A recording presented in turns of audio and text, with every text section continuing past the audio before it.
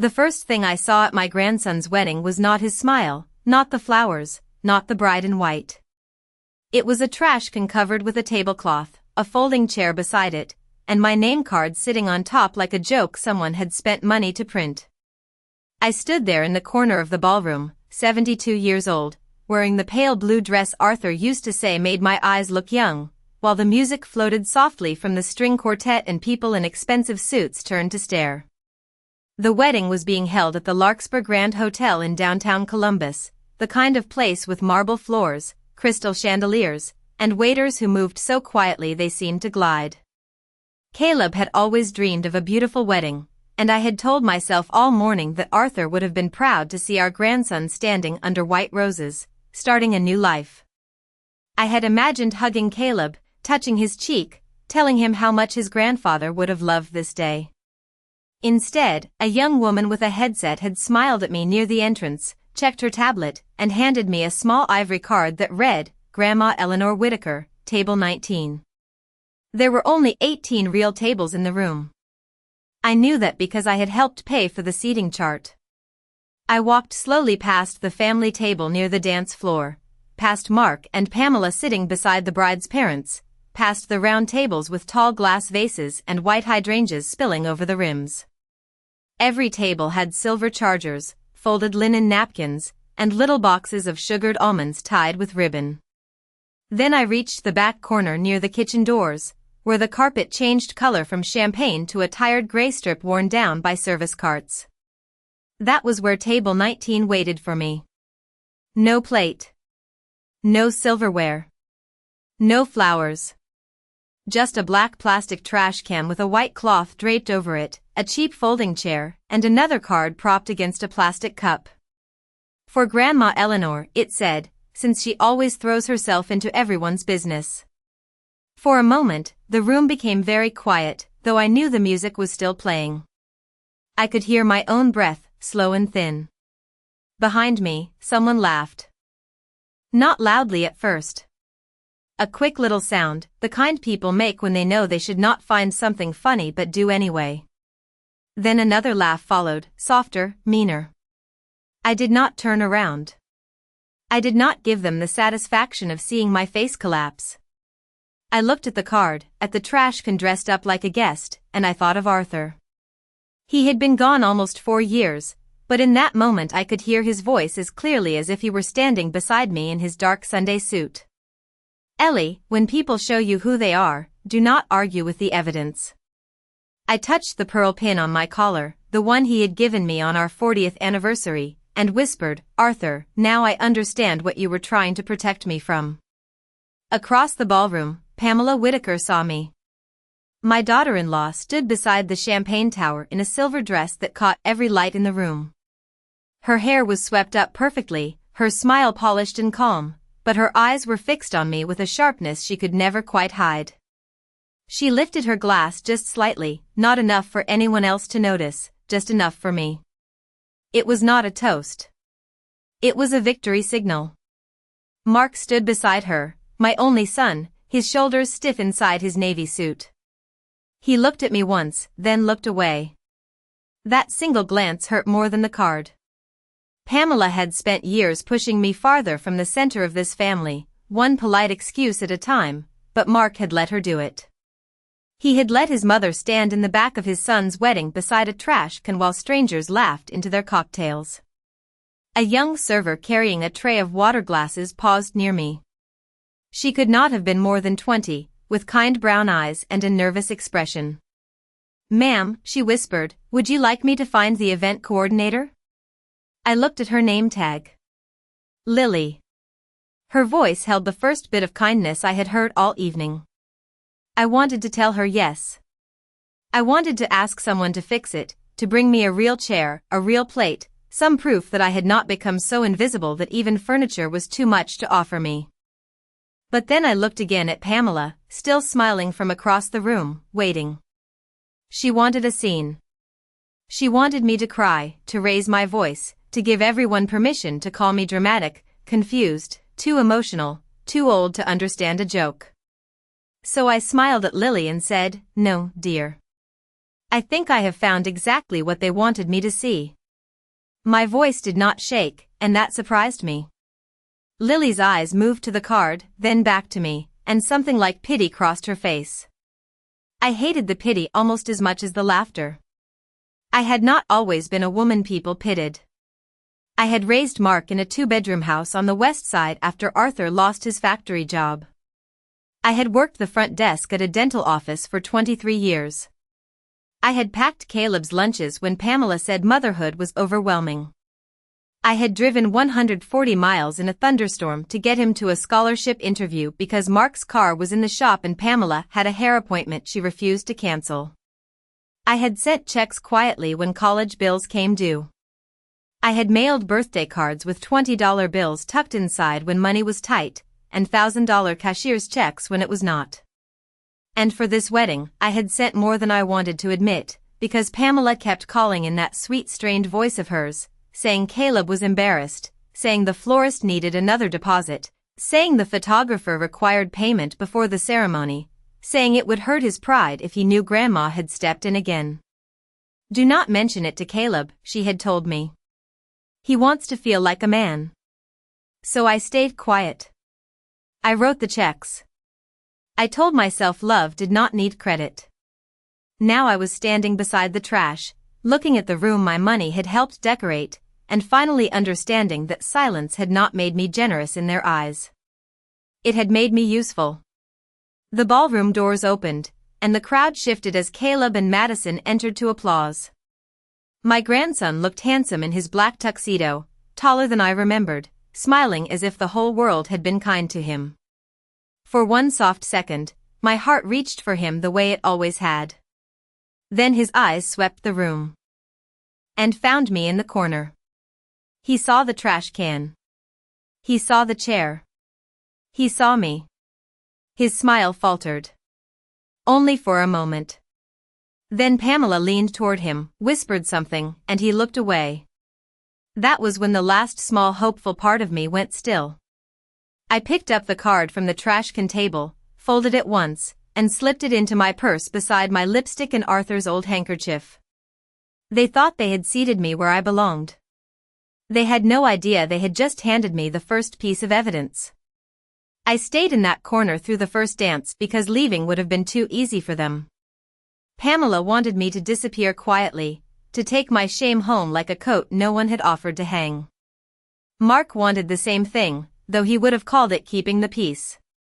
Caleb, my sweet Caleb, the boy who once climbed into my lap with sticky hands and asked me to read Goodnight Moon 3 times in a row, was now spinning his bride across the dance floor under a canopy of white lights while I sat beside a trash can dressed in linen. I folded my hands in my lap and watched him smile. I made myself watch. Pain has a strange way of sharpening the past.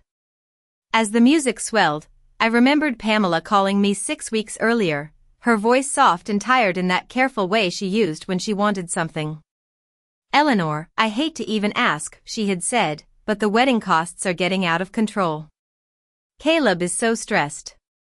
He does not want to burden you, but I know how much this day means to you. I had been sitting at my kitchen table when she called, Arthur's coffee mug still in its place near the window, the morning sun falling across the checkbook I hardly used anymore. How much do you need, Pamela? I had asked. She paused just long enough to sound reluctant. The florist needs another $4,000 by Friday. The photographer is asking for $3,500. And the rehearsal dinner deposit is due next week. I know it is a lot. Please do not tell Caleb, I asked. He would be humiliated. So I wrote the checks. I mailed them in plain envelopes, the way she requested. 2 weeks. Later, she called again. The hotel had added service fees. The cake designer needed final payment. The band required cash before the event. Every call came wrapped in the same velvet excuse. Caleb would feel embarrassed. Mark was already stretched thin. The bride's family had done so much. Family helped quietly. That was the phrase Pamela used most often. Family helped quietly. I believed her because I wanted to. At 72, a woman can survive many things, but it is hard to survive realizing the people she loves have learned exactly which parts of her heart are easiest to press. I had not wanted praise. I had not asked for a speech or a special chair or my name printed in gold. I had only wanted to be included. But when I opened the wedding program that evening, standing alone near the coat check, I had found photographs of Caleb as a child, Caleb with Mark, Caleb with Pamela, Caleb with Madison, Caleb with Madison's parents at a lake house I had never been invited to. Not one photograph of me. Not one mention of Arthur, the grandfather who had taught Caleb to fish at Alum Creek. The man who had opened a savings account for him the week he was born. The man whose old pocket watch Caleb had once begged to inherit. Gone. Erased as neatly as if Pamela had taken a white cloth and wiped us both from the family table. When dinner service began, no waiter came to me.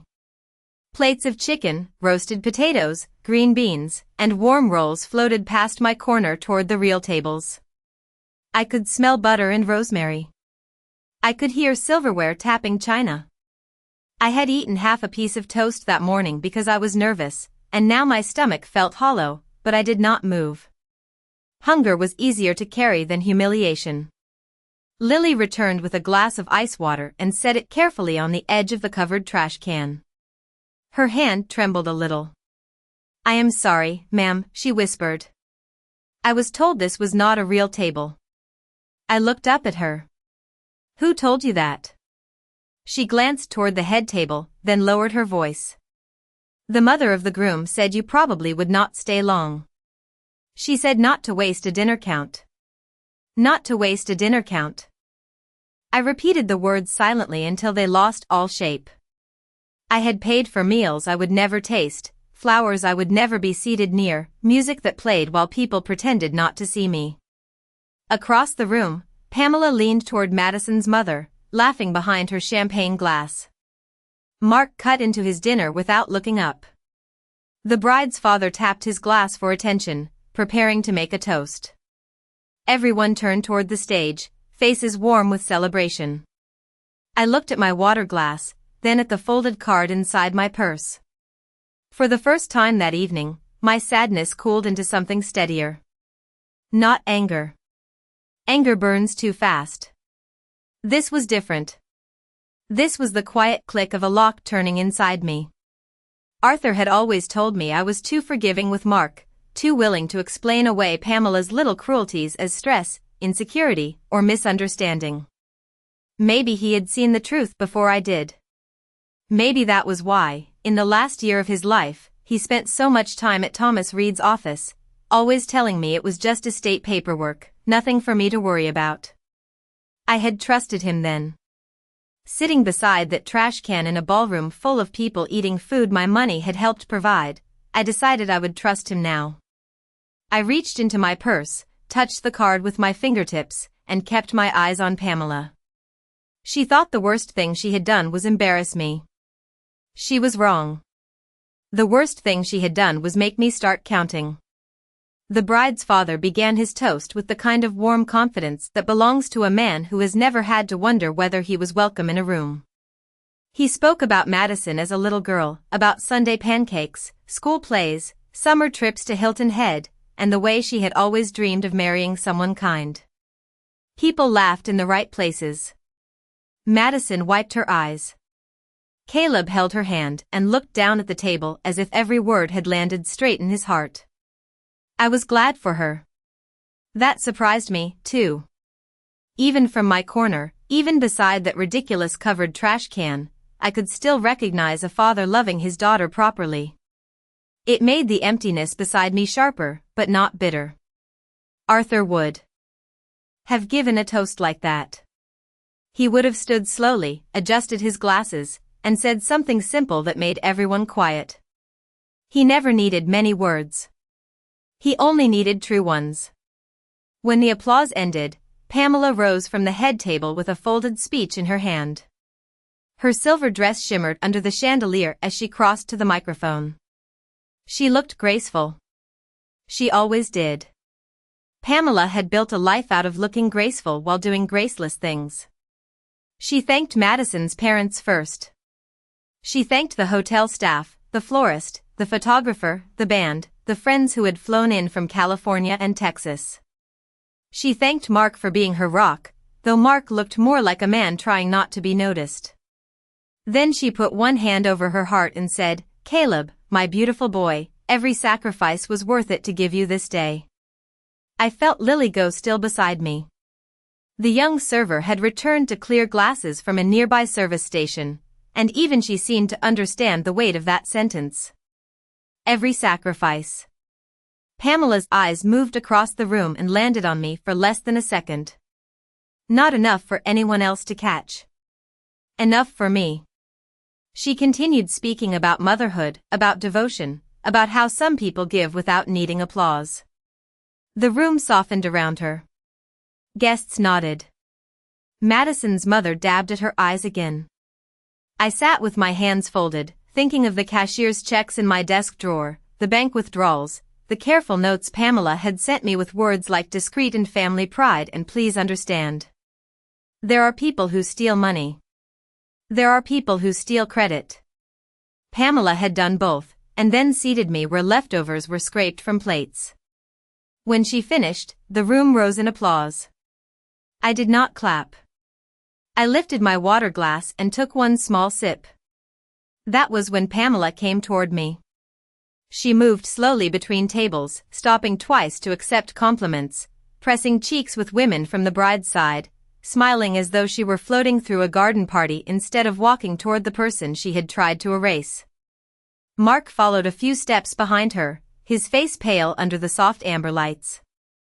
He knew this was wrong. I could see that.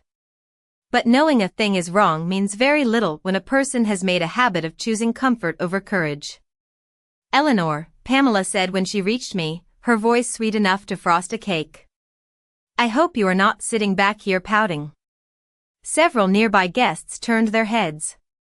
She had pitched the sentence perfectly, soft enough to sound concerned, loud enough to make me look childish.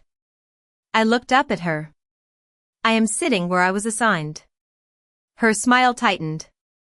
"Well, there may have been a little mix-up with the seating. These planners make mistakes." "The planners did not write the card," I said.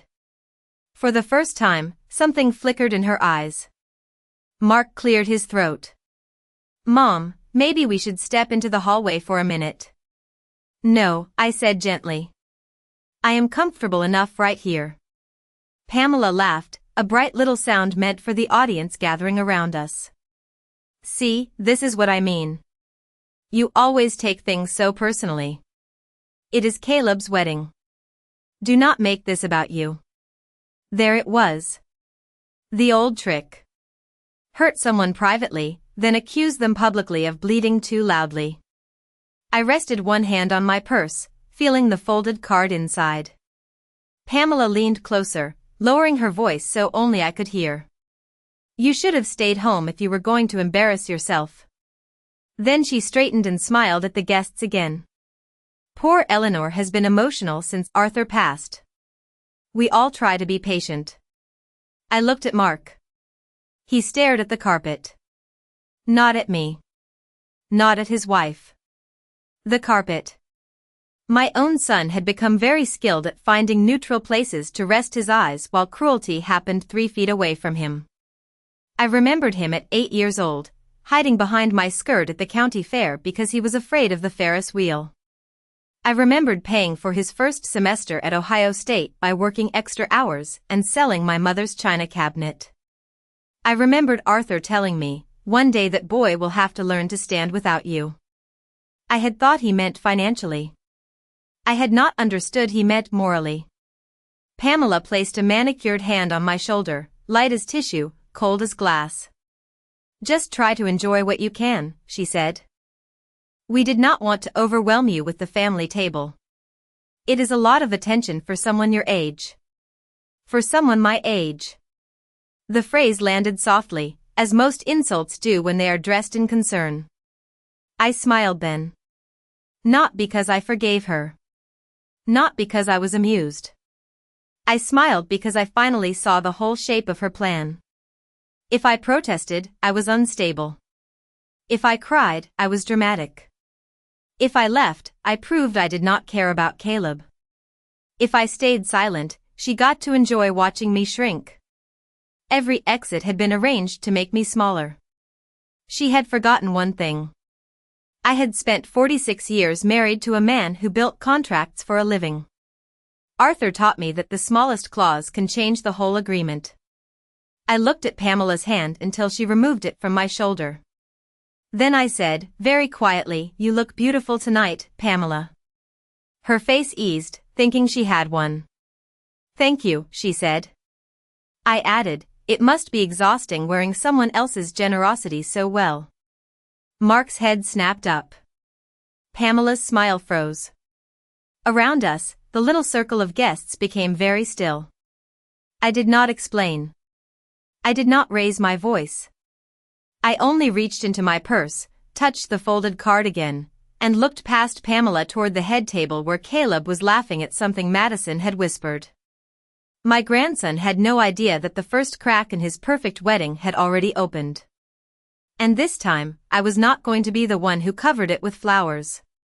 Pamela did not answer me. For once, she seemed to understand that any word she chose might cost her something. The little circle of guests around us slowly loosened, pretending to become interested in their drinks, their napkins, the dance floor, anything except the old woman in the back corner who had just said something they were not supposed to understand. Mark stepped closer and lowered his voice. "Mom, please. Not here." I looked at him then, really looked at him, and for a moment the ballroom disappeared. I saw him at 10 years old sitting at our kitchen table with a broken science fair project, convinced his whole life was ruined because the cardboard volcano would not stand upright. Arthur had gone to the garage, found scrap wood, and stayed up until midnight helping him rebuild it. I had packed Mark a peanut butter sandwich the next morning and slipped a note into his lunch bag that said, "You can fix more than you think." He won second place that year. For weeks he told everyone his father had saved the volcano and his mother had saved him. That boy had once believed I could save things. Now he was asking me to disappear so his wife would not be uncomfortable. I turned away from him and looked toward the screens near the stage. The wedding slideshow had begun. A soft piano version of some love song played while photographs faded in and out. Caleb as a baby in Pamela's arms. Caleb at Little League. Caleb in a cap and gown. Caleb and Madison hiking in Colorado. Caleb laughing on a boat with Mark. Pamela kissing his cheek at what looked like every birthday he had ever had. The guests smiled and murmured. I sat still, waiting for one photograph that I already knew would not come. There was no picture of Caleb on Arthur's shoulders at the county fair, though I had taken that picture myself. No picture of Caleb asleep on our brown sofa with a fever, his small hand wrapped around my finger. No picture of the Christmas morning when Arthur gave him the red bicycle with training wheels and I ran beside him down the driveway in my slippers. No picture from the summer he stayed with us while Mark and Pamela were not speaking to each other for 3 weeks and everyone called it a business trip because families like ours were very good at giving polite names to painful things. Not one photograph of me. Not one of Arthur. The erasure was so complete it felt almost professional. I wondered how long Pamela had spent collecting images and removing evidence. I wondered whether Caleb noticed.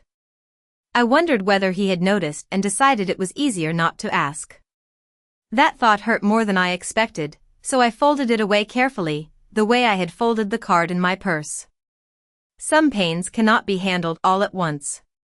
You have to put them somewhere safe and return to them when your hands stop shaking. The slideshow reached a photograph of Caleb at his college graduation. He stood between Mark and Pamela, smiling in his black gown, while Pamela held a bouquet of roses. I remembered that day clearly because I had been there, but not in the photograph. Pamela had told me the family photo session was at 10 o'clock. I arrived at 9:45, wearing comfortable shoes because the campus was large and my knees were already giving me trouble. By then, the photographs were finished. Pamela had waved at me from across the lawn and said, "Oh, Eleanor, I thought Mark told you they moved it earlier." Caleb was busy with friends, flushed with pride, too distracted to notice the way my smile tightened. Later that afternoon, I handed him an envelope with a check for $5,000 to help with his apartment deposit. He hugged me so hard my glasses slipped crooked on my face. "Grandma, you are the best," he had said. Pamela had watched from behind him, her mouth curved in that small unreadable smile. Now that same graduation picture glowed above the wedding cake, and I finally understood. She had not started tonight. Tonight was only the first time she was bold enough to make the insult visible. There had been years of smaller tables. Smaller invitations. Smaller roles. Thanksgiving dinners rescheduled without calling me. Christmas mornings where I was told the children needed a quiet day, only to see photographs online with neighbors, cousins, and Madison's family gathered around a 12-foot tree. Caleb's 21st birthday dinner at a steakhouse in Cincinnati, where Pamela said there was no room for one more chair, though the photograph later showed an empty seat at the end of the table. Each time, I had made excuses for her. She was busy. She was insecure. She had a different way of doing things. She and Mark needed space. Caleb was growing up. A grandmother should not cling. A mother should not interfere. An old woman should learn to be grateful for whatever scraps of attention came her way. How neatly I had helped them train me to accept less. The music changed to a brighter song, and everyone clapped as the last slide showed Caleb and Madison beneath a sign that said future Mr. and Mrs. Whitaker. My last name. Arthur's last name. The name. Stitched into army uniforms, mortgage papers, report cards, hospital bracelets, and the deed to the first house we ever owned.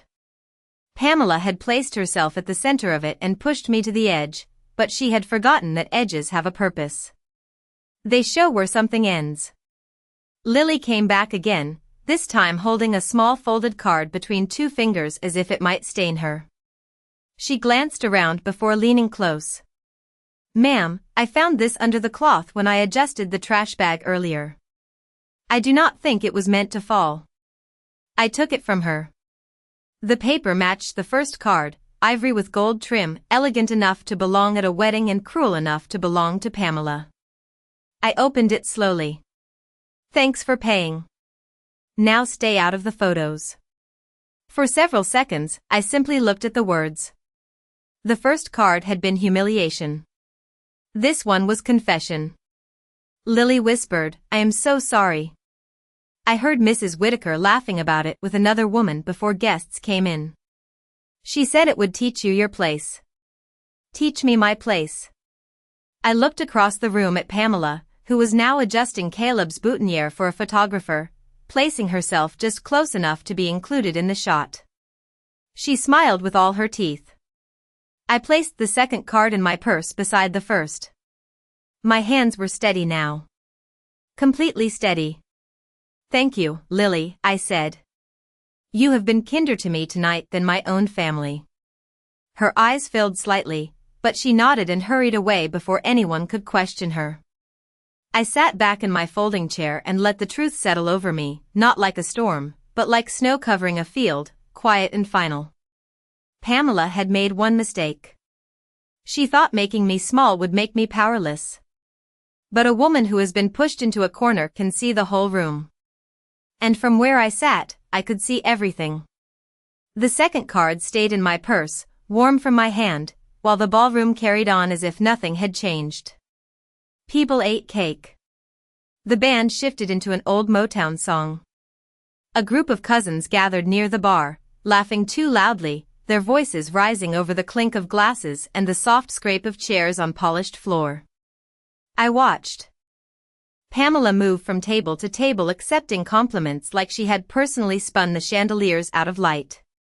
She touched shoulders. She kissed cheeks. She introduced Madison to distant relatives with the pride of a woman who believed she had secured her place forever. I almost admired the confidence. Almost. Then I saw Thomas Reid enter through the side doors near the lobby, and the air around me seemed to change. Thomas was tall, lean, and silver-haired, with the careful posture of a man who had spent 40 years reading fine print before anyone else knew where to look. He had been Arthur's closest friend since their early days working downtown, back when they both wore cheap suits and took the bus because parking cost too much. After Arthur passed, Thomas handled the estate with a gentleness I did not expect from an attorney. He never rushed me. He never spoke to me as if grief had made me simple. He always looked me in the eye. Tonight, he wore a charcoal suit and carried a small leather folder under one arm. His invitation had come from Caleb, I assumed, or perhaps from Mark, who still liked to borrow respectability from the people Arthur had known. Thomas paused near the entrance, scanning the ballroom. When his eyes found me in the back corner, his expression changed so quickly I felt it before I understood it. He looked at the folding chair, the covered trash can, the empty space where a real table should have been. Then he looked at me. I shook my head once, very slightly. Do not make a scene. He understood. Thomas crossed the room without hurry, stopping only when a waiter passed between us with a tray of coffee cups. Mrs. Whitaker, he said, his voice calm but lower than usual. Eleanor, what is this? I glanced at the white cloth draped over the trash can. Apparently, table 19. His jaw tightened. Where is Mark? At the head table, I said. Where he was seated. Thomas looked toward my son, then toward Pamela. I saw recognition in his face, not surprise exactly, but the sad confirmation of a suspicion he had carried longer than I knew. May I sit? He asked. There is no chair, I said. He turned, caught the attention of a passing server, and requested.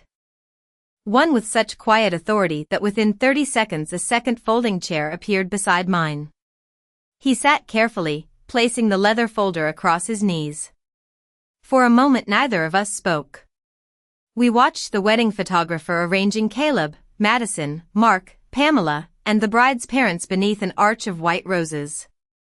A family portrait with the grandmother trimmed out. Arthur worried about this, Thomas said at last. About the wedding? About patterns, he said. He chose the word gently. Arthur was a man who noticed patterns. My throat tightened, but I kept my face still. He never told me. He did not want to poison your view of your family while there was still a chance they might choose decency on their own. That sounded like Arthur. Hopeful in public. Careful in private. Thomas opened the folder just enough for me to see a cream envelope inside, my name written across it in Arthur's handwriting. My whole body went quiet. I had not seen that handwriting in nearly 4 years. The letters leaned slightly to the right, firm and familiar, the way they had looked on grocery lists, birthday cards, notes taped to the refrigerator when he left early for work. Eleanor, Thomas said, Arthur left this with me. He gave very specific instructions. I was only to show it to you if I believed you were being financially exploited or publicly humiliated by someone in the family. The band began another song, cheerful and bright. At a nearby table, someone shouted for the bride and groom to kiss. The room erupted in applause. I could not move my eyes from the envelope. Publicly humiliated, I repeated. Thomas did not look at the trash can. He did not have to. I am sorry, he said. I wish I had been wrong. I reached into my purse and took out the 2 cards. I placed them on the folder in his lap. He read the first one without changing expression. He read the second, and something cold passed through his eyes. Thanks for paying. Now stay out of the photos, he said quietly, each word measured. Eleanor, do you know how much money you sent for this wedding? Not exactly. I know it was too much. Checks? Wire transfers? Both, I said. Pamela told me Caleb would be embarrassed if I mentioned it. Thomas closed his eyes for half a second. Then he opened the folder fully and removed a thin document clipped to Arthur's envelope. Before your husband died, he transferred most of the family assets into the Whitaker Family Trust. You know that part? I nodded. I knew enough to sign where Thomas told me to sign in those early months after the funeral, when every legal word felt like a foreign language and I was still sleeping on Arthur's side of the bed because mine felt too lonely. What you may not remember, Thomas continued, is that you are not merely a beneficiary. You are the controlling trustee. Mark is not. Pamela certainly is not. Caleb is eligible for support, but only under terms you approve. I looked across the room at the flowers, the band, the cake, the photographer, the champagne Pamela kept lifting to her lips. And the wedding payments? Thomas tapped the document once. If trust money was obtained under false pretenses, or used in connection with actions intended to degrade or isolate you, the trust allows immediate review and suspension of related support. Arthur insisted on that language. The room seemed to tilt, not from weakness, but from a sudden rearranging of weight. For years, I had carried guilt for not doing enough, not giving enough, not staying quiet enough.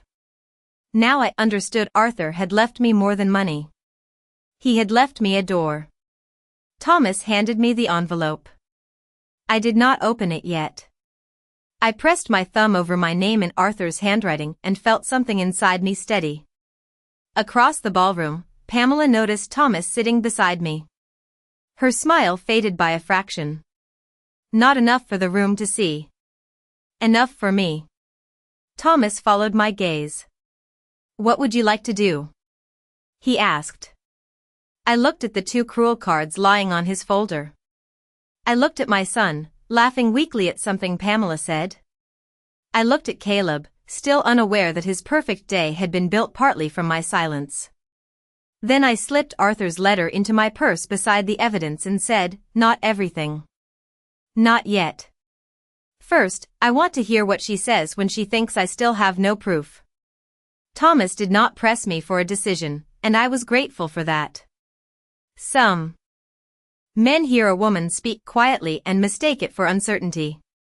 Thomas had known me long enough to understand the difference. He gathered the two cards, placed them inside a clear sleeve from his folder, and handed them back to me as if they were something official now, something that had crossed from insult into evidence. Then he stood and said, I will be nearby.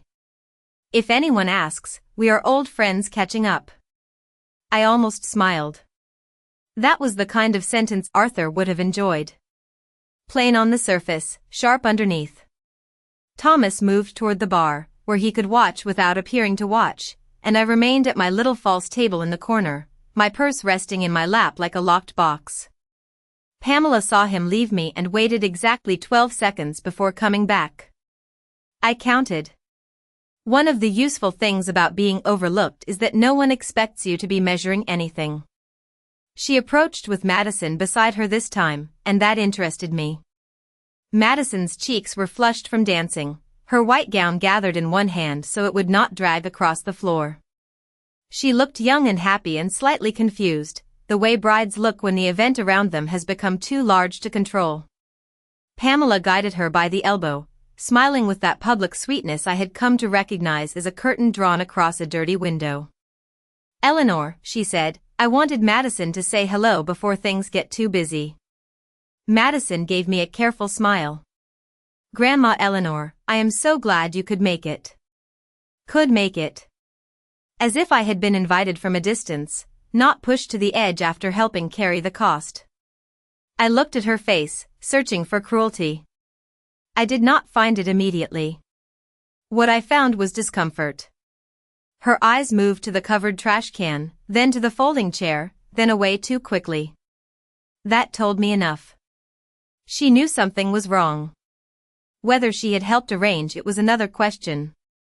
You look lovely, Madison, I said. I hope the day is everything you wanted. Thank you, she said, and for one brief moment her voice was sincere. It is beautiful. Pamela laughed lightly. It certainly should be, with all the work we put in. She placed special weight on we. Let it hang there. Madison glanced between us. Pamela's hand tightened on the bride's elbow. Well, she continued, we should get back. The photographer wants immediate family next. She paused, her smile brightening in a way that warned me something unpleasant was coming. You understand, of course. Space is limited, and we do not want too many combinations. Too many combinations. Not grandmother. Not Arthur's widow. Not the woman who helped pay for the flowers behind them. Just an extra combination to be trimmed from the album. I looked at Madison. Did Caleb ask that I not be in the photographs? The question landed cleanly. Madison opened her mouth, but Pamela answered first. Caleb does not need stress tonight. Eleanor, please. You always put him in such awkward positions. I did not look away from Madison. Did he ask? Madison's lips parted again. Her eyes flicked toward Pamela, then toward the dance floor where Caleb was speaking with a groomsman.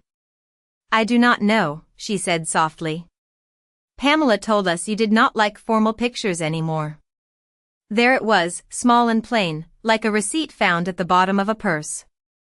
Pamela's smile hardened. Madison, sweetheart, this is not the time. No, I said. It is exactly the time. I kept my voice gentle, because gentleness makes dishonest people work harder. Pamela turned to me, still smiling for anyone who might be watching. Eleanor, you are confused. We talked about this. You said you preferred not to be pulled around all evening. I have not spoken to you about photographs, I said. Not once. Madison's face changed. Not dramatically. Just enough. The first hairline crack. Pamela saw it too. She leaned closer, lowering her voice. Do not do this. Do not do what? I asked. Tell the truth while people can still hear music? Her eyes flashed. Then, just as quickly, the mask returned. You know, she said, louder now, poor Eleanor has been struggling since Arthur passed. We all try to give her grace, but sometimes she remembers things differently. The words were wrapped in concern, but they were meant to strip me of credibility. Too old. Too emotional. Too lonely. Too unreliable. I had heard that tone before from doctors who spoke to Mark.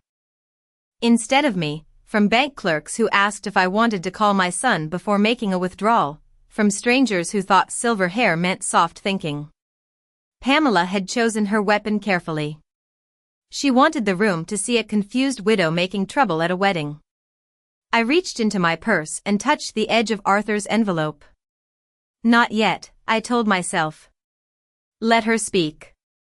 Let her build the shape of her own lie. Madison looked uneasy. Pamela, maybe we should just include her in one picture, she said. Pamela's head turned sharply. The smile remained, but the warmth vanished. This is not about pictures, Madison. This is about boundaries. Eleanor has never respected them. I thought of the first card. Since she always throws herself into everyone's business. The same phrase dressed differently. A rehearsal, then a performance. I stood then, slowly, because my knees do not appreciate sudden decisions, and because standing made Pamela take half a step back. The folding chair scraped softly behind me. A few heads turned. I smoothed the front of my pale blue dress. Pamela watched my hands, perhaps expecting them to tremble. They did not. Madison, I said, I do not want to trouble you on your wedding day. But someday, when the photographs are printed, you may notice who was missing. Before you believe I chose that, ask your husband who taught him to tie his shoes, who sat with him through strep throat, who drove him to his scholarship interview, and who quietly helped when this wedding needed deposits paid. Madison stared at me. Deposits? Pamela gave a quick laugh. Oh, for heaven's sake. Eleanor sent a small gift, and now she wants a monument. That was the sentence I had been waiting for. Not because it hurt. Because it was specific enough to be useful. I looked toward Thomas across the room. He had heard it. I could tell by the way he set down his glass of club soda and reached into his jacket pocket for his pen. I turned back to Pamela. A small gift, I repeated. She lifted her chin. Yes. And this behavior is exactly why I said we should keep things simple tonight. You turn every kindness into leverage. The guests nearest us had stopped pretending not to listen. Mark appeared at Pamela's side, breathless and nervous. What is going on? He asked.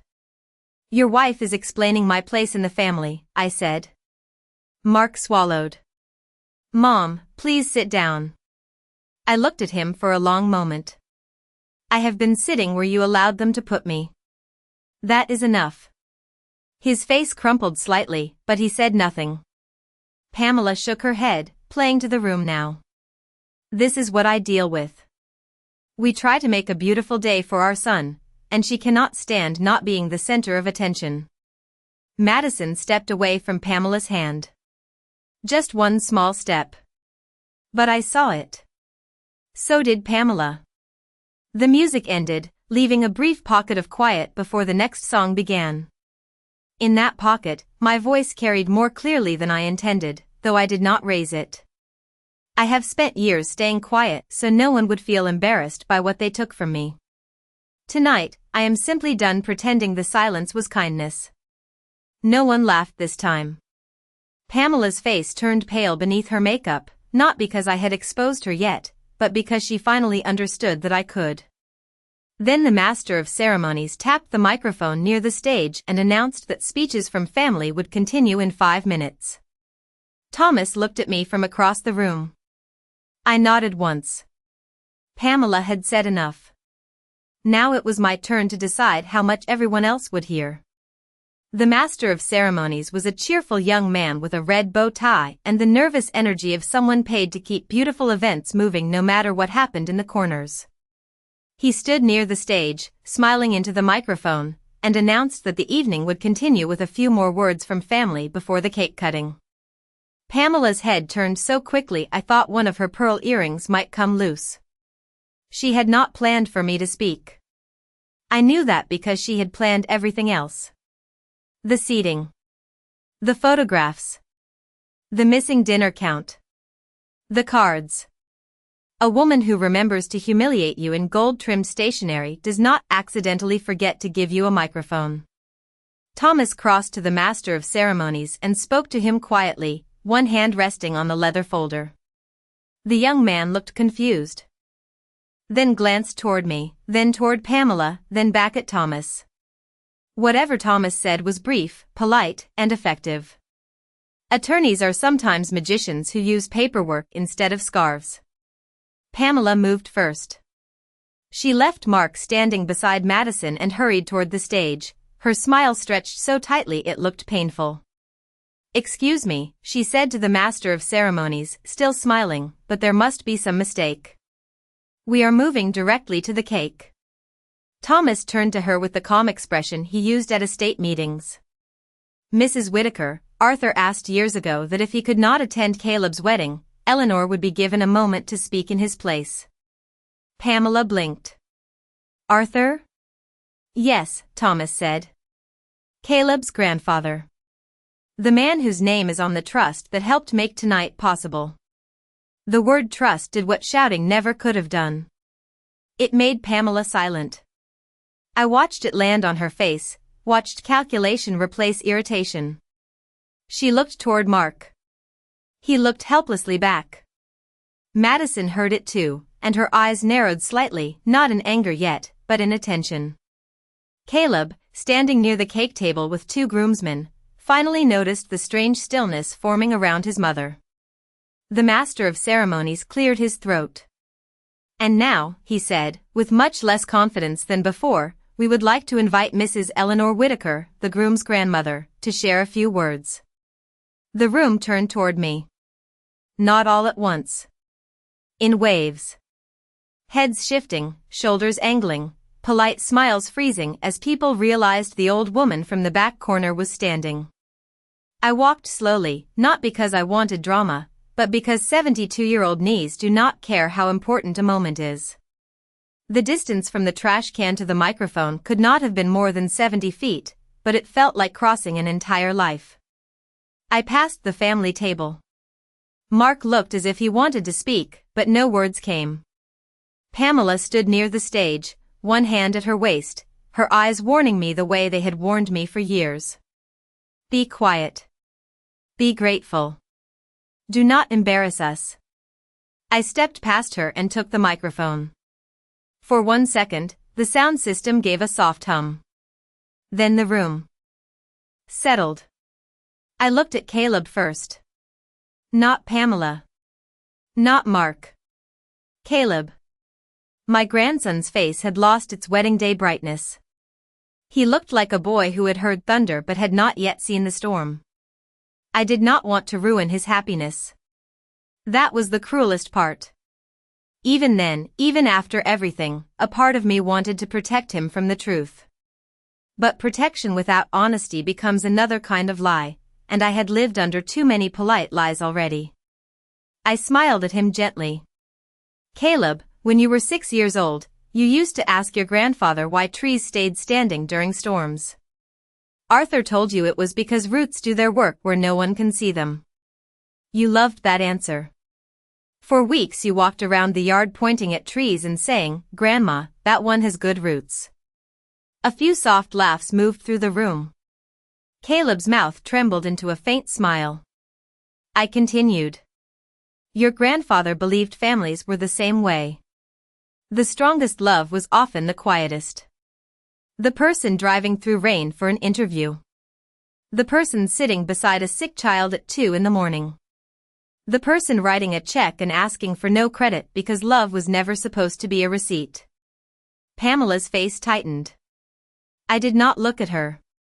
I looked out at the tables, at the flowers, at the chandeliers shining above people who had no idea how much silence had paid for beauty. I was happy to help with this wedding, I said. Truly. I wanted this room to be beautiful for you and Madison. I wanted the music, the flowers, the photographs, the dinner, all of it to feel like a beginning. What I did not know was that after helping build the room, I would be placed outside the family inside it. The silence deepened. I reached into my purse and removed the first card. I did not wave it. I did not perform. I simply held it between 2 fingers.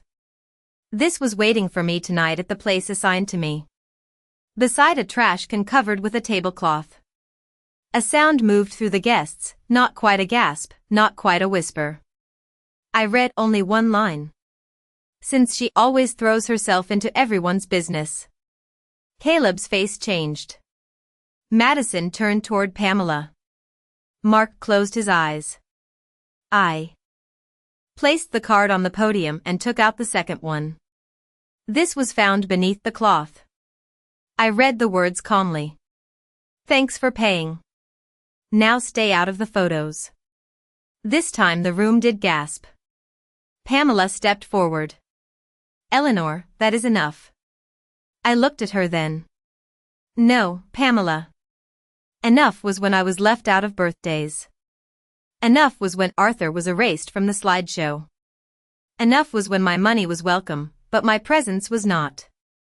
My voice remained even, and that steadiness frightened her more than anger would have. I turned back to Caleb. I am not saying this to hurt you. I am saying it because one day, when you look at your wedding album, you should know why your grandmother was missing. Not because I did not love you. Not because I chose to stay away. But because someone decided my place was beside the trash, and others decided silence was easier than stopping it. Caleb's eyes filled. He looked at Mark, then at Pamela, then back at me, and I saw the boy who once believed trees had good roots finally looking down at the ground beneath his own family. I set the microphone back in its stand. I did not ask for an apology. I did not demand a chair.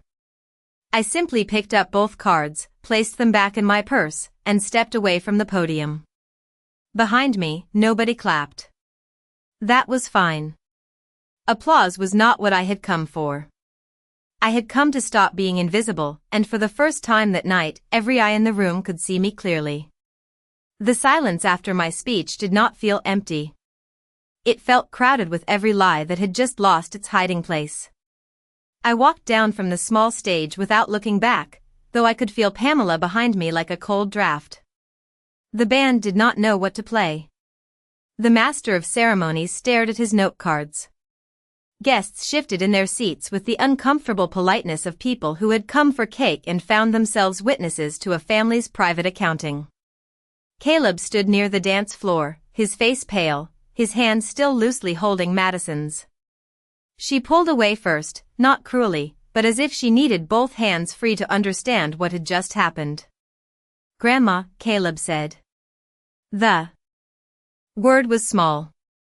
I stopped halfway between the stage and my corner. For a second, I saw him at 8 years old again, standing in my kitchen with flour on his shirt, asking if pancakes counted as dinner. Then Pamela's voice cut through the room. "This is ridiculous." She stepped forward, one hand pressed to her chest, performing injury with the confidence of someone who had rehearsed innocence for years. "Those cards could have come from anyone. Eleanor has misunderstood everything. She has been upset for a long time." Mark moved beside her, not quite supporting her, not quite leaving her. That had always been his talent, standing close enough to avoid choosing. Thomas Red walked toward the stage then, carrying his leather folder. He did not rush. He did not raise his voice. That made the room quiet down faster than any shout would have. "Mrs. Whittaker," he said to Pamela, "I would advise you to be careful with the word misunderstood." Pamela stared at him. "This is a family matter." Thomas nodded once. It became a trust matter the moment funds were requested under false pretenses. A ripple moved through the guests. Trust. Funds. False pretenses. 3 plain phrases, but together they sounded heavier than thunder. Caleb looked from Thomas to me. "What funds?" His voice was not angry yet. It was worse. It was confused. Madison turned fully toward Pamela. "Yes, what funds?" Pamela laughed, but the sound broke in the middle. "Oh, please. Eleanor gave a little money, and now they are making it sound like some scandal." Thomas opened the folder. "I am not here to embarrass anyone," he said. "I am here because Arthur Whittaker appointed me as legal counsel for the Whittaker Family Trust, and because Mrs. Eleanor Whittaker is the controlling trustee. That means she decides how trust assets are used. Not Mark. Not Pamela. Not anyone else in this room." Mark's face changed first. His mouth parted slightly, and I knew then that Pamela had not told him everything either. She had counted on his weakness, but not his ignorance. Thomas continued, calm as church bells. "Preliminary records show multiple payments connected to this event were represented to Mrs. Whittaker as urgent family needs, vendor deposits, and obligations that Caleb supposedly wished to keep private. If those payments were used while Mrs. Whittaker was intentionally excluded, humiliated, or misrepresented, then the trust requires immediate review." Pamela snapped, "You cannot do this at my son's wedding." Thomas looked at Caleb. "I believe it is also his wedding." Caleb flinched. Madison's mother covered her mouth. The bride's father stood slowly, his earlier warmth gone, his face now hard with the shock of a man realizing his family may have been brought into something dishonest. Caleb looked at Pamela. "Mom, did Grandma pay for this wedding?" Pamela reached for his arm. "Caleb, honey, this is not the time." He stepped back. "Did she pay for this wedding?" The room held its breath. Pamela's eyes moved to Mark. Mark looked at me, and for the first time all night, I saw fear in my son's face. Not fear of Pamela. Not fear of scandal. Fear of finally understanding what he had allowed.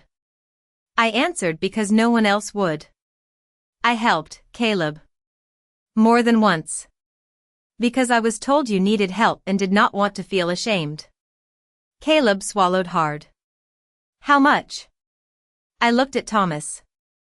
He said, based on the documents Mrs. Whitaker provided before tonight, at least $38,000 can be directly traced to wedding-related payments. There may be more. A sound went through the room again, sharper this time. Madison turned to Pamela, her voice low. You told me your side covered the hotel balance. Pamela's face tightened. I managed things. That is what mothers do. No, Madison said. Mothers do not put grandmothers beside trash cans. That sentence landed harder than anything I had said. Maybe because it came from the bride in her white dress, standing in the middle of the room Pamela had tried to control. Lily, the young server, appeared near the kitchen doors, frozen with a tray in her hands. Thomas noticed her. Miss, he said gently, did you have information about the cards placed at Mrs. Whitaker's assigned seat? Lily looked terrified. I hated that she had been pulled into this, but before I could stop her, she set the tray down and nodded. I heard the mother of the groom talking before guests arrived. She said the back corner would teach Mrs. Whitaker her place. She said not to put a dinner plate there because she probably would not stay. Pamela's mask fell then. Not completely, but enough for everyone to see the face beneath it. She pointed toward Lily. She is staff. She probably misunderstood. Thomas's voice grew colder. That seems to be a popular word tonight. Mark finally spoke. Pamela, tell me you did not do this. I turned to him, and the years between us stretched like a road I was too tired to walk again. She did it, Mark. But you let it happen. He looked wounded, as if my words were unfair. I did not soften them. You saw where I was seated. You saw me there. And you looked at the carpet. His shoulders sank. Pamela reached for him, but he did not take her hand. Caleb walked toward me slowly, stopping a few feet away. Grandma, I did not know. I wanted to believe him. Maybe part of me did. But not knowing is not always innocence. Sometimes it is a room you choose not to enter because the truth inside will ask something of you. I said, I believe you did not arrange it. I do not yet know why you did not notice it. His eyes filled, and Madison touched his sleeve, not to comfort him exactly, but to steady herself. Thomas closed the folder. Effective immediately, he said, pending formal review, all discretionary trust support connected to Mark and Pamela Whitaker is suspended. This includes household assistance, reimbursement requests, and any unpaid event-related invoices submitted under family support. Pamela went white. Mark whispered, Thomas, wait. Thomas looked at me. The decision is Mrs. Whitaker's. Every eye turned back to me. For the first time that night, they were not looking at me as a burden, or a joke, or a fragile old woman taking up space. They were looking at me as the person holding the pen. I picked up my purse from the folding chair and looked at Pamela. You wanted me out of the photographs, I said. So I will make this simple. From this moment forward, you may stop using my name, my silence, and my husband's money to decorate your life. Then I turned toward the exit. No one stopped me. Not even Pamela. The path from the back corner too. The ballroom doors opened on its own, table by table, person by person, as if the room had finally remembered how to make space. The hallway outside the ballroom was cooler and quieter, and for the first time all evening I could hear my own shoes against the marble floor. Behind me, the music had not started again. That told me more than any apology could have. Beautiful rooms do not recover quickly when the truth walks through them. I reached the lobby before Caleb caught up to me. Grandma, wait. His voice broke on the last word. I stopped near a tall arrangement of white roses that looked almost identical to the ones inside, except these had not been paid to witness anything. Caleb stood a few feet away, still in his tuxedo, his bow tie slightly crooked now, his face no longer polished for photographs. Madison came behind him, slower, holding the front of her gown in both hands. Mark appeared near the ballroom doors but did not come closer. Pamela was nowhere in sight. For a moment, none of us spoke. Then Caleb said, "I am sorry. I should have seen it." I looked at him, at the man he had become and the boy I still carried somewhere under my ribs. "Yes," I said. "You should have." His face tightened, but he nodded. He did not defend himself. That mattered. "I did not know about the cards," he said. "I did not know about the table. Mom told me you asked for a quiet place because crowds made you tired.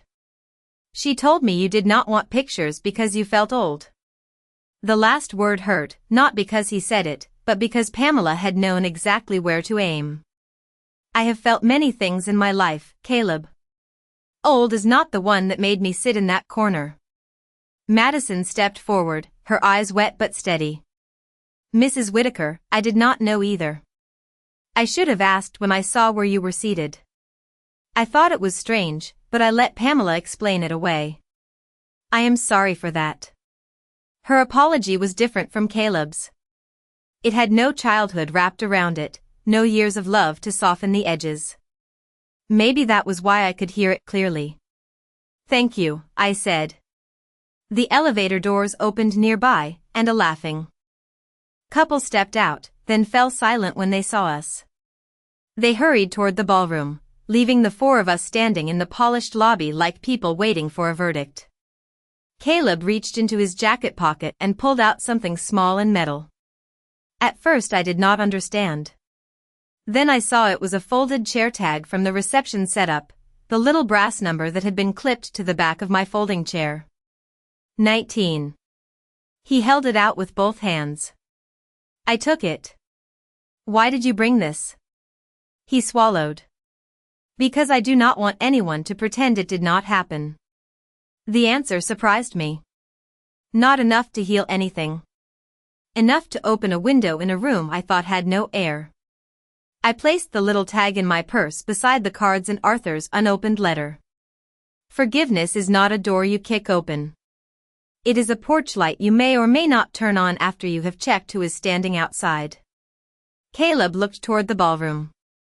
What happens now? That question had once belonged to me. After Arthur died. After Pamela's first cold Thanksgiving. After every birthday I spent waiting for a call that came 2 days late. What happens now? I had answered it for years by giving more. More patience.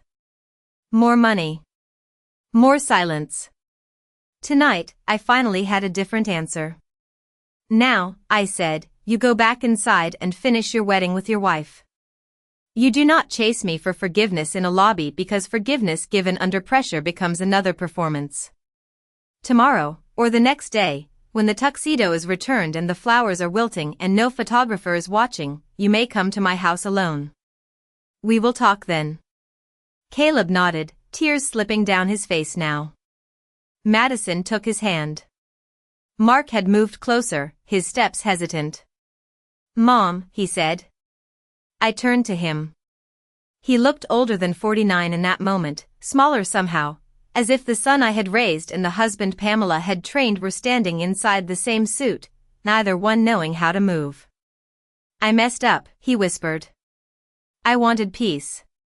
No, I said. You wanted quiet. Peace requires courage. Quiet only requires looking away. His mouth trembled. I do not know how to fix this. You start by not asking the person you failed to teach you how to feel better about it. The words were not loud. They did not need to be. Mark lowered his head, and this time I let him. I had spent too many years lifting his chin for him. Thomas joined us near the elevators, his folder tucked beneath his arm. The review will begin Monday morning, he said. I looked at Mark. You and Pamela will receive the formal notice. Until then, do not call me about money, do not send explanations through Caleb, and do not come to my house unless I invite you. Mark nodded once, broken but listening. That was all I had energy to receive from him. I left the hotel alone. Not abandoned. Alone. There is a difference. The night air in Columbus was cool, and the valet looked startled when I handed him my ticket with steady fingers. On the drive home, the city lights blurred softly through my windshield. I did not turn on the radio. I did not cry. When I reached my house, the porch lamp was still glowing, the way Arthur always left it when I came home after dark.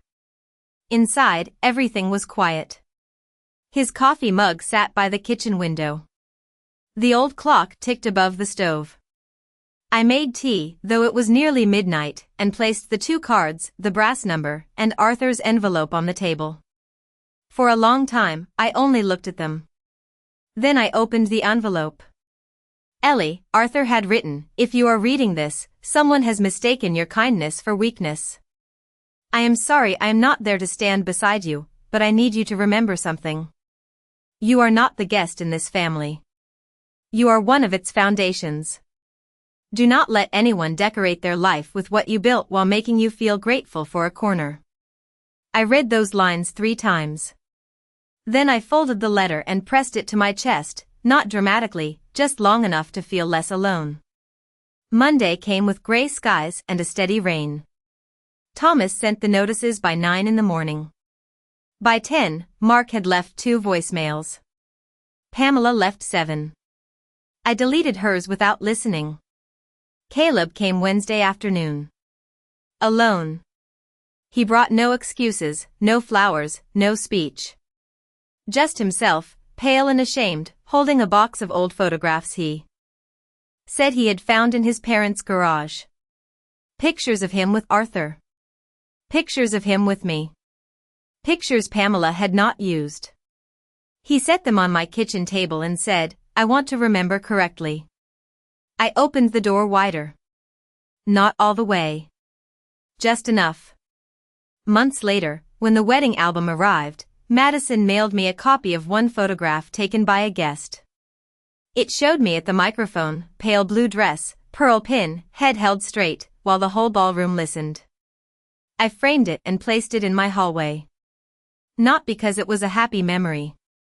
Because it was the night I stopped begging for a seat at tables built with my own hands. They gave me a place beside the trash, thinking I would finally understand where I belonged. By Monday morning, they were the ones begging me not to throw everything away.